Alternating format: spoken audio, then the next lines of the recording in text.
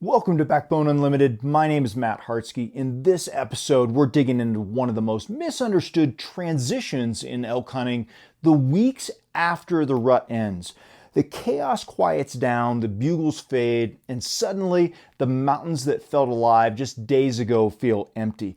This is where a lot of hunters get lost. They keep hunting like it's September, calling into dead drainages maybe, or just wondering why it feels like the elk just vanished. But they didn't vanish, they just shifted. Their priorities changed.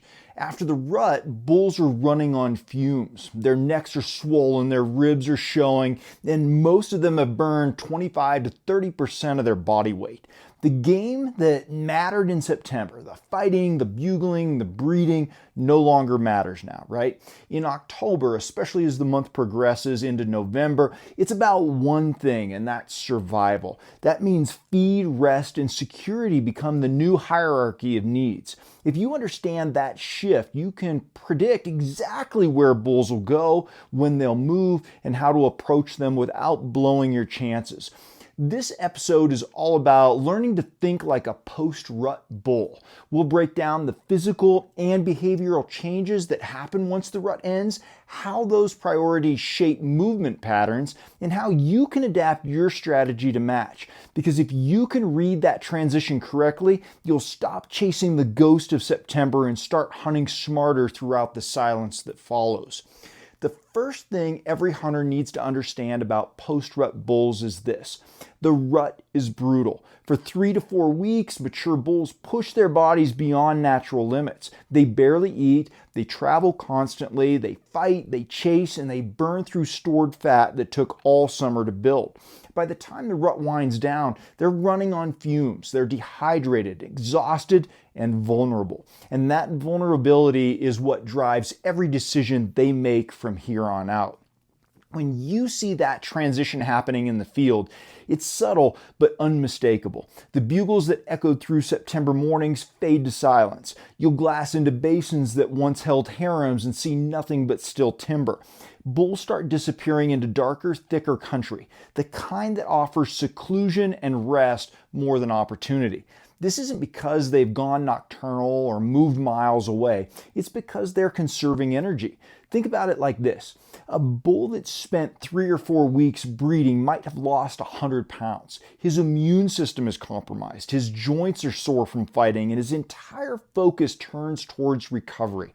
He's not in the mood to chase cows or defend territory anymore. He's looking for calories and safety. Period. That's why you'll find those bulls pulling away from cow groups and bedding in isolated north slopes, shadowed benches, or broken timber pockets where they can lay low and rebuild. This phase is often misunderstood because it doesn't come with sound cues or visible activity a lot of times. In September, elk announce their presence to the world, right? In October, they disappear into it. The same bulls that were screaming across ridge lines 2 weeks ago might now bed all day in cover so thick you could walk within 100 yards and never know they're there. The country feels empty, but it's not. It's quieter, more cautious, and that's exactly how the bulls want it. Physiologically, this is the most important recovery window of the year for these bulls. Every bite of feed matters. They're focused on regaining as much fat reserve as possible before winter hits. High protein plants like forbs and green grass aren't the goal anymore. Those are mostly gone. What bulls crave now are calorie-dense forages, so they're shrubs, they're woody browse, and leftover forbs tucked into shaded pockets. They're not chasing the best feed, they're seeking the most efficient feed, the kind that requires the least movement for the most return. As the rut breaks down, bull movement patterns become shorter and more deliberate. You'll see them bedding longer, feeding in short bursts during early morning and late evening, and moving less than a mile between feed and bed. This is also when thermoregulation starts to matter. As temperatures drop and storms begin to roll through, bulls often seek microclimates that conserve body heat, that protected drainages, north slopes with cover, or benches just below wind exposure. Another key detail is the mental shift. After a month of dominance and that type of behavior, bugling, posturing, and fighting, bulls are now instinctively avoiding conflict. They want isolation. You'll often see groups of 2 or 3 satellite bulls hanging together, while often mature bulls, they go completely solo. This is where hunters often overcall or overmove, assuming those bulls are still looking to interact. In reality, the last thing a post-rut bull wants is more commotion. This period also makes the beginning of the seasonal migration mindset for many herds. As snow levels start to drop and feed quality changes with elevation, bulls begin staging near transition zones between summer and winter range. These aren't full migrations yet, but they're the early moves, the pockets of country that offer both feed and protection while allowing easy movement down if weather hits. If you're hunting October through early November, this is exactly where you need to focus your scouting and glassing. The takeaway here is pretty simple, but it's critical. Post-rut elk behavior isn't random. It's calculated. The same bulls that seemed reckless in September are now very strategic. Every step, every feed window, and every bedding choice is based on conserving calories and staying alive. Once you understand that, you stop expecting chaos and start reading subtle patterns. The thermals in quiet timber, the faint trail between dark timber and open slope, the shaded pockets where bulls can rest undisturbed. That's how you start matching your hunt to their mindset. Not chasing sound, not covering endless miles, but slowing down, observing, and thinking like an exhausted bull who just wants to make it through winter. Once the rut winds down, every mature bull reorganizes his priorities, right? He's going to recognize that he needs feed, rest, and survival. Nothing else matters. These 3 needs dictate every move he makes, and understanding how they work together is what separates post-rut success from weeks of empty country. So let's start talking about feed. During summer and into early September, bulls feed to build muscle and fat for the rut. They're on open slopes, high meadows, and nutrient-rich forbs that rebuild body mass quickly. But by mid-October, those protein-heavy plants are drying up. Frost has hit the high basins. Feed quality is dropping with every cold night. The bull's nutritional needs also change. They're no longer trying to bulk up for battle. They're trying to put fat back on for survival. That means energy density, not protein. It becomes the driving force, right? They'll target late season forages, shrub tips, mountain mahogany, serviceberry, bitterbrush, chokecherry, even dried grass where it's still exposed. South and southwest slopes often hold the most accessible feed this time of year, especially where sunlight keeps patches of ground thawed. Don't overlook small burns or beetle kill pockets either. Those micro openings in those types of areas often hold fresh green regrowth that draws bulls in. What's critical to understand is how efficient bulls become in their feeding patterns. They're not wasting calories chasing herds or just wandering across ridgelines like they did in September. They'll bed within a few hundred yards of their preferred food source. You might glass a bull at first light, then watch him feed for 20 minutes before slipping into the timber for the rest of the day. That's not laziness, it's conservation. Every unnecessary step burns precious calories that he can't afford to lose. The next priority is rest. After a month of nonstop movement, bulls need deep rest to repair muscle tissue and to stabilize their energy levels. This is why they vanish into cover that's nearly impossible to penetrate. They're choosing bedding areas that provide security, shade, and consistent wind. Thick north-facing timber, benches with a view of approach routes, and pockets below ridge lines where thermals swirl and protect their scent cone. Those are ideal. They're bedding smarter, not just deeper. Bulls also become extremely sensitive to disturbance during this phase. A single whiff of human scent or a minor bump can push them out of an entire drainage for days. They don't have the energy to relocate repeatedly, so when pressured, they move into denser, less accessible zones. That's why it's so important to approach post-rut hunts like a predator, not just a hiker, right? You've got to slow down. Observe from a distance. Move only when you have a reason to move. The third priority, survival, it ties all of this together. As temperatures drop and snow lines creep lower, bulls begin to anticipate winter. They naturally gravitate towards areas that provide both security and escape options. Think mid-level, mid-elevation ridges with multiple aspects, right? Benches near dark timber or the mouths of drainages that lead toward wintering ground. They want to stay high enough for safety, but close enough to drop lower if storms stack up. Survival also means avoiding unnecessary conflict. During the rut, bulls expend a huge amount of energy fighting and defending cows. But in October, that behavior stops almost completely.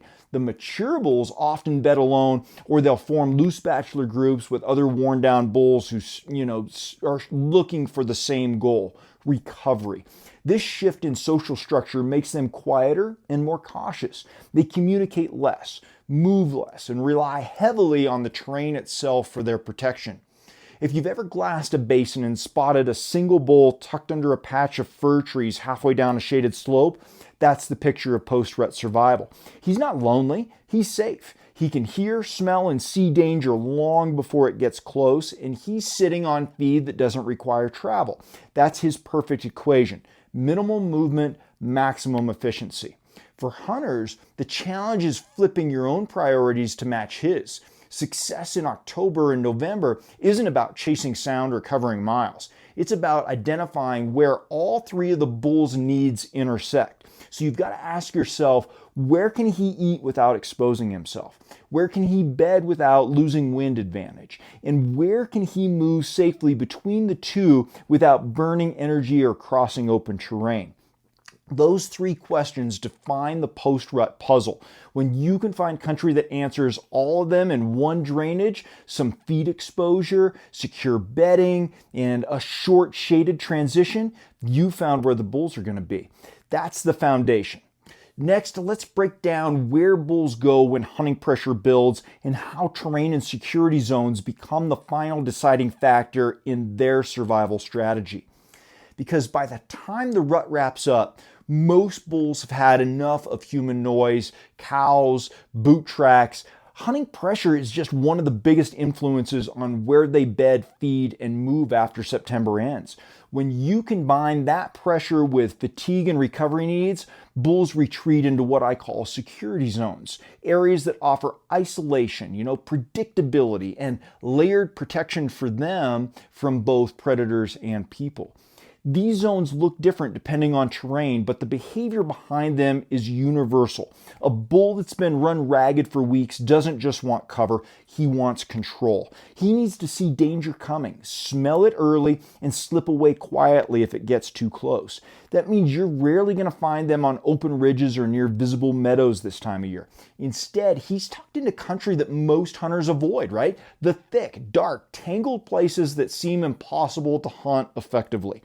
The key to understanding post-rut bedding strategy is recognizing how security equals efficiency. A bull can't afford to be bumped and forced to relocated repeatedly. Every move costs him calories and every relocation costs him more exposed risk. So when he chooses a new home range after the rut, he picks terrain that requires minimal adjustment. These are often steep, broken drainages with multiple escape routes, dense cover for bedding, and quiet side ridges that connect to limited feed. If you're e-scouting or glassing in the field, start looking for these characteristics.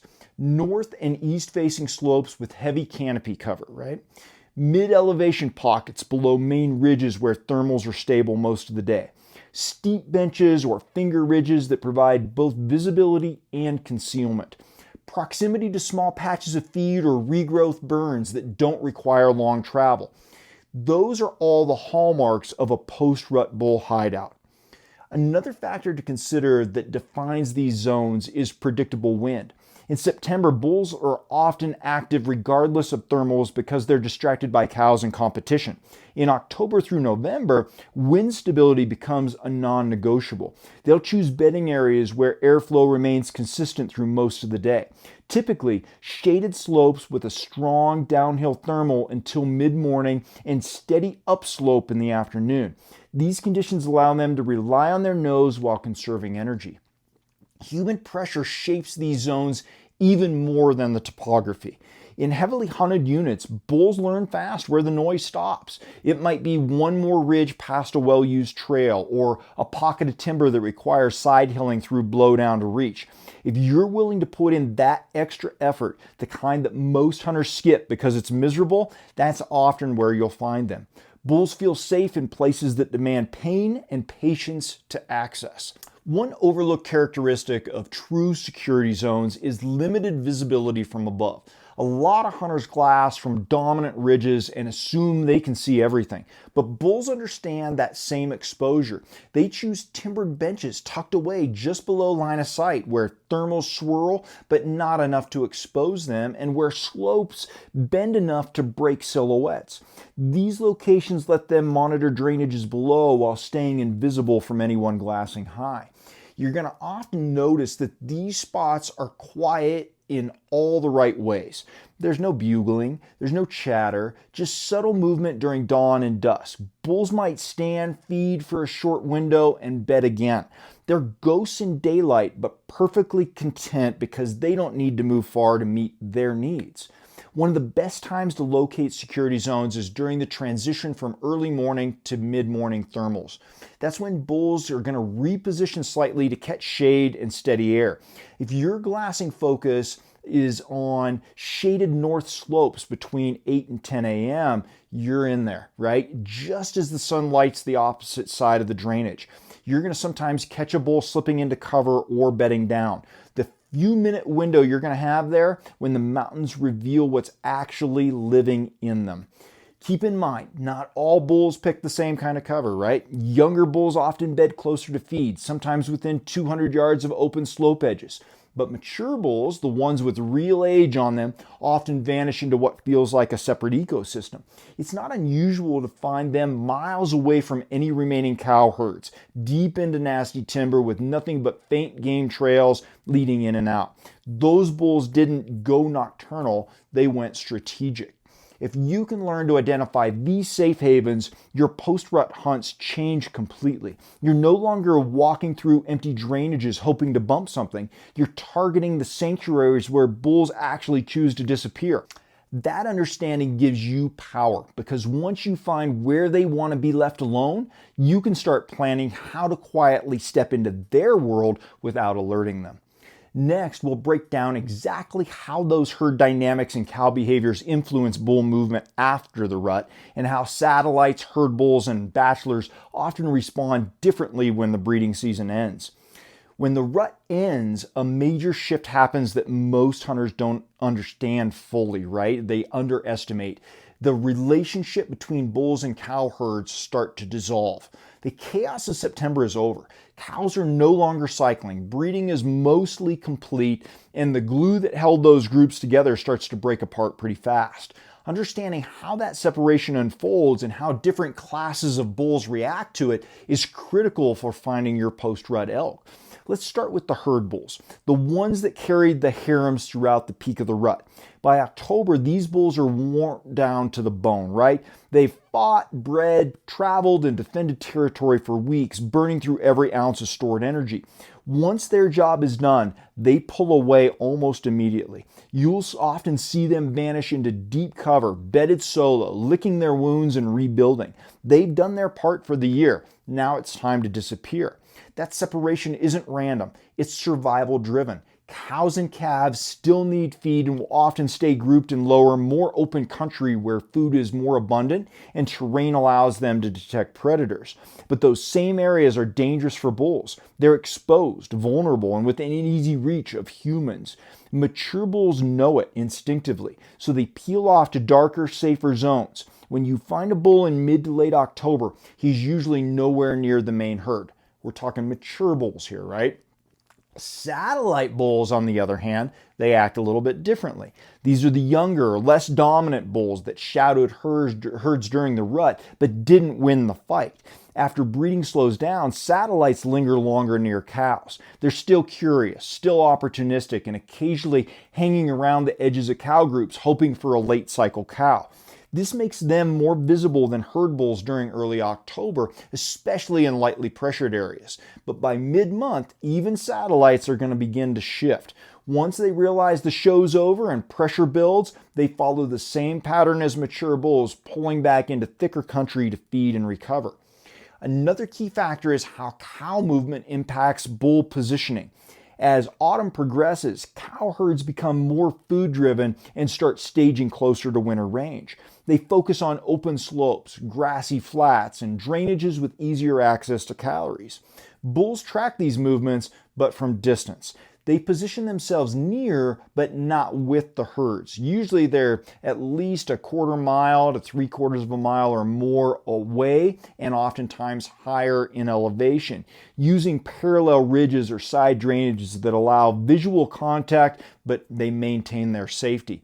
This pattern of parallel living is a gold mine for hunters who understand it. When glassing country in late October, don't waste all your time on the main herds, especially if you're trying to target mature bulls.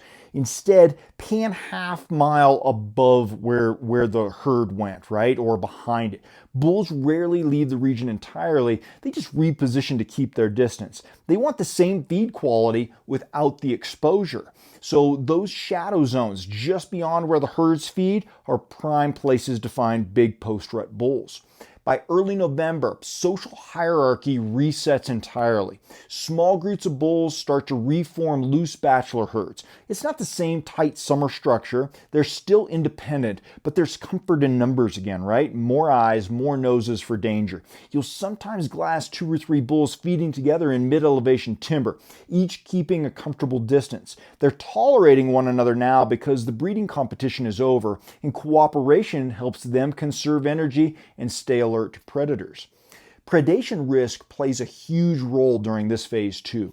Wolves, bears, and even mountain lions, depending on where you're at, key in on weakened bulls after the rut. Staying with cows increases their visibility and danger, so isolation becomes a defense mechanism. Mature bulls rely on terrain and cover more than herd structure for safety now. That's why understanding where cows are is still useful, but equally important is knowing where the bulls can live without the cows. One of the most useful field tactics here is to glass the transition zone between cow country and recovery bull country. Picture the slope where the open meadow starts to tighten into timber, or where the wide drainage narrows into a north-facing finger ridge. Bulls use these in-between zones to monitor the herds, access feed, and retreat into safety. These areas often show minimal sign but hold the bulls that matter. To sum it up, the post-rut period isn't a disappearance, it's a redistribution. Herd bulls go into isolation, satellites lag behind before drifting off, and cows follow feed downhill. Up next, let's talk about how to read the sign, recognize timing, and plan your approach so you can hunt those bulls efficiently without blowing your opportunity before it starts. When bugles fade and visibility drops, the key to finding bulls after the rut is your ability to read subtle sign and time your approach around their new routines. You can't rely on noise or herd chatter anymore. This phase is about tracking clues, movement patterns, feeding evidence, and thermal behavior that tell you exactly where the bulls are recovering. The first step is recognizing freshness. Post-rut bulls move less, so old sign can be deceptive. Tracks, poop, rubs, and beds, those still matter so that you're in the ballpark, but you've got to look at the context. If tracks have a crisp edge, moisture in the soil, or frost displaced that morning, you're close. If the poop is still warm, moist, and hold its shape, you're inside the daily movement window, right? But if you're finding dried out pellets and, weathered rubs, that's old sign. Those bulls have been long gone. October and November hunts reward hunters who can interpret these timestamps quickly. Look for travel corridors that connect bedding to feeding zones. These are usually faint, single-file trails running across contour lines instead of up and down drainages. Bulls prefer the path of least resistance now, routes that let them move quietly without losing elevation. If you find several trails converging on a shady finger ridge or a bench with a few poops scattered around, that's a strong indicator of a nearby bedding area. One of the biggest mistakes a lot of guys make in October is moving too fast after finding sign. Bulls aren't covering miles anymore, so if you cut fresh tracks or poop, you've got to slow down and get deliberate. Take the time to glass every shadowed slope and dissect the terrain before stepping forward. These animals are resting most of the day. They're not far from their last feed, so moving too quickly almost always ends with bumping them out of the drainage before you ever lay eyes on them. Timing your approach means syncing your movement with theirs. Post-rut bulls typically feed during the coldest to lowest light hours, early morning and the last hour before dark. They spend most of the daylight bedded in shade, chewing cud and conserving energy. That gives you narrow windows of opportunity to make contact. The trick here is to position yourself in glassing country before first light and let them reveal themselves naturally as they feed back toward cover. If you're still hunting timber, think in rhythm with the thermals, right? Early mornings while air is dropping, right? You've got to move in from below.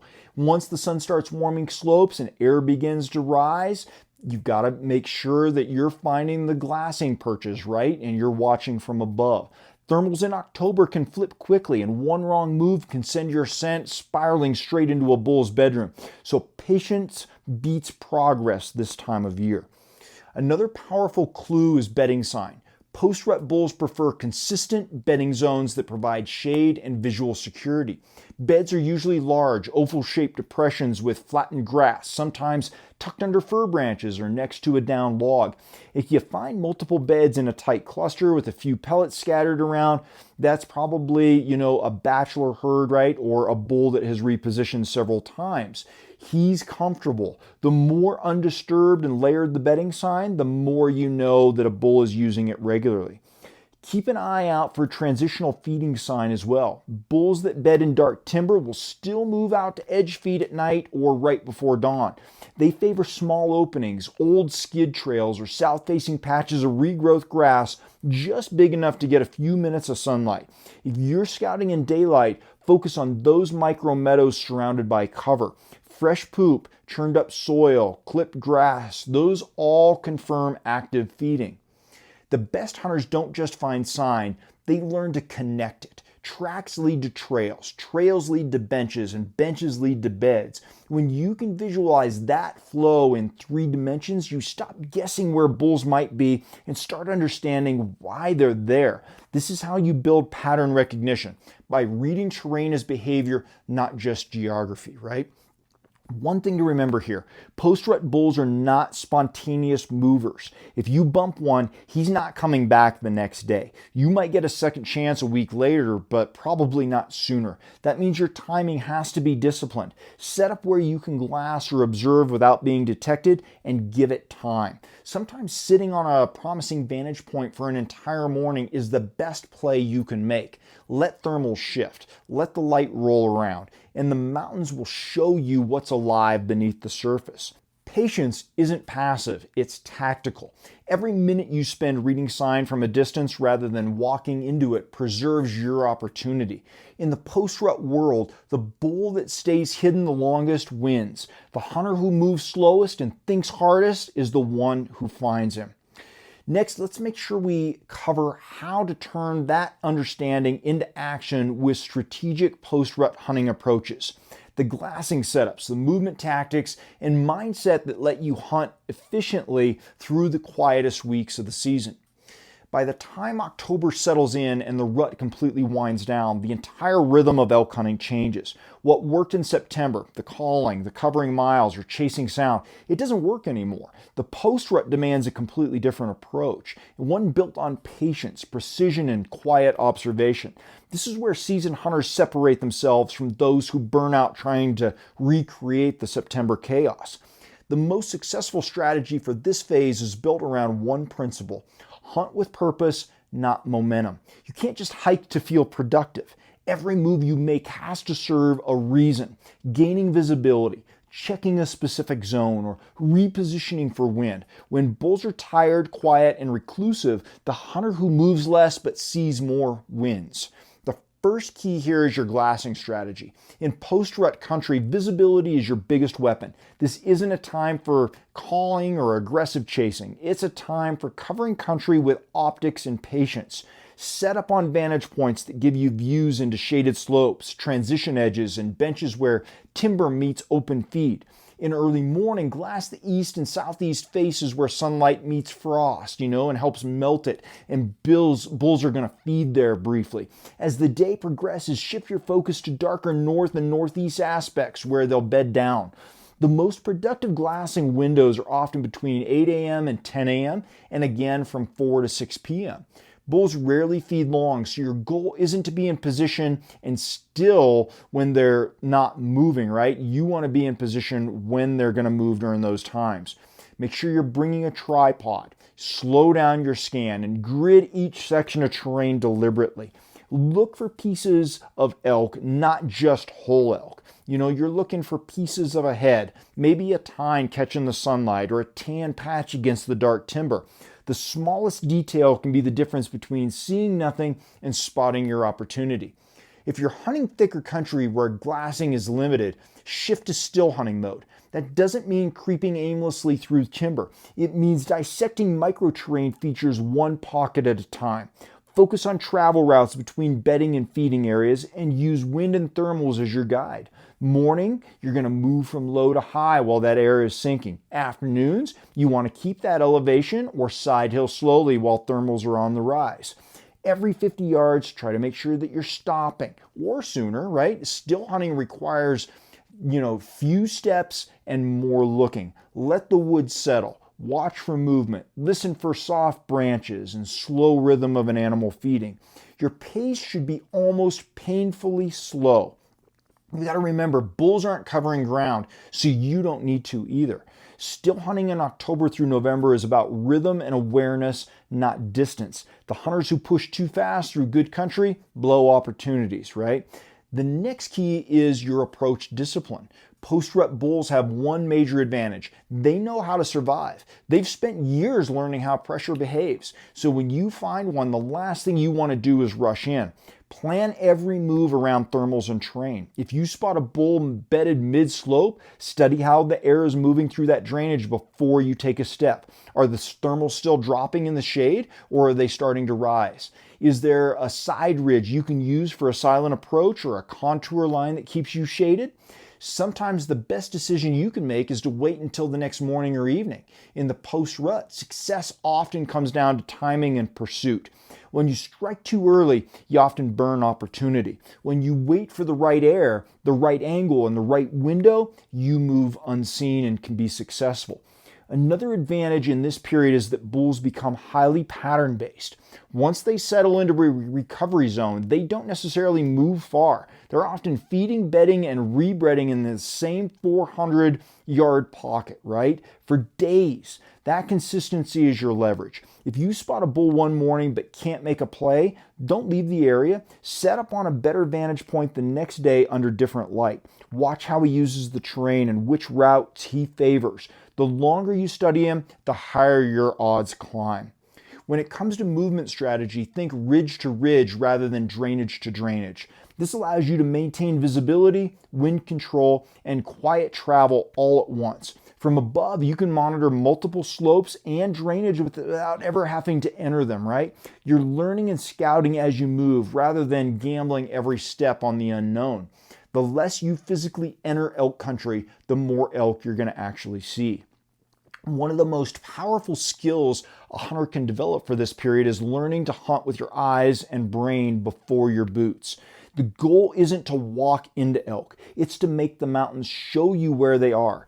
Every morning, plan your observation points like a chessboard. Where's the sun hitting first? Where will thermals drift by 9 a.m.? Which slope will fall into shade by afternoon? When you start predicting those shifts, you stop reacting to elk and start working in sync with them. The final piece of this puzzle is mental. The post-rut tests patience like no other phase of elk season. There's no calling frenzy, no vocal feedback, no adrenaline-charged encounters. You've got to find satisfaction in the process, watching thermals shift, glassing new angles, and piecing together the landscape one quiet decision at a time. Success here doesn't come from luck or momentum. It comes from control of your mind, your movement, and your approach. When you master that control, you start seeing the post-rut for what it really is, a thinking hunter season. It rewards discipline, strategy, and the ability to stay calm in silence. Bulls aren't gone, they've simply become quieter, smarter, and they're living by a new set of priorities. When you match those priorities, feeding smart, resting deep, and moving with intent, you'll find yourself in the same place as the elk do. The post-rut is where most hunters lose focus. The bugles have stopped, the herds have scattered, and the country suddenly feels empty. But this phase isn't a dead zone, it's a reset. Bulls haven't vanished, they've just adapted. They've shifted from aggression to recovery, from chaos to conservation.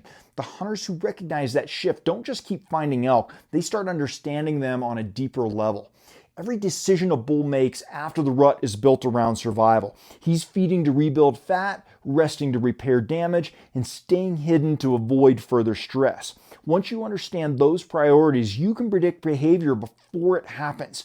You'll know that an open south slope in the morning means feed, and that a shaded north bench midday means bedding, and that a steep finger ridge in the evening means transition travel. You stop searching randomly, and you start hunting with intent. The biggest mistake a lot of hunters make this time of year is assuming effort equals success. In September, energy pays off. You can call, chase, and move fast. But in October through November, that same energy works against you. The bulls are measured and deliberate, and you have to do the same. Post-rut hunting rewards control of movement, of wind, of emotion. That's the phase where you slow down enough to actually learn the mountain. If you take nothing else away from this episode, remember this. The best post-rut hunters aren't the ones who hike the most ground. They're the ones who read it the best. They think in terms of elevation, of thermals, of feed quality, and timing. They connect the dots that others walk past, because when you start thinking about a bull in recovery, you'll find them quietly, consistently, and often closer than you realize. If you're serious about taking this kind of knowledge deeper, that's exactly why I built Team Backbone. It's more than just a membership. It's a way to sharpen your edge with exclusive tools, strategies, and a tribe of hunters who refuse to quit. Inside, you're going to get 20% off site-wide on all Backbone Unlimited gear, a member-only t-shirt shipped to your door every month, not available anywhere else, full access to the digital content vault, guides, checklists, fitness programming, backcountry strategies, and mindset training, a private Facebook group with direct access to me, and a community of driven hunters who live relentless, direct call, text, and email access to me for personalized advice on training, hunting strategy, or just sharpening your edge, and automatic entry into monthly gear giveaways. This is built for the guys who train for the hunt, push themselves in the off season, and want to be part of a tribe that makes them better. If you're ready for that kind of inner circle, then Team Backbone is waiting for you at backboneunlimited.com under our membership tab. Thanks for being here. Until next time, train harder, hunt smarter, and never settle.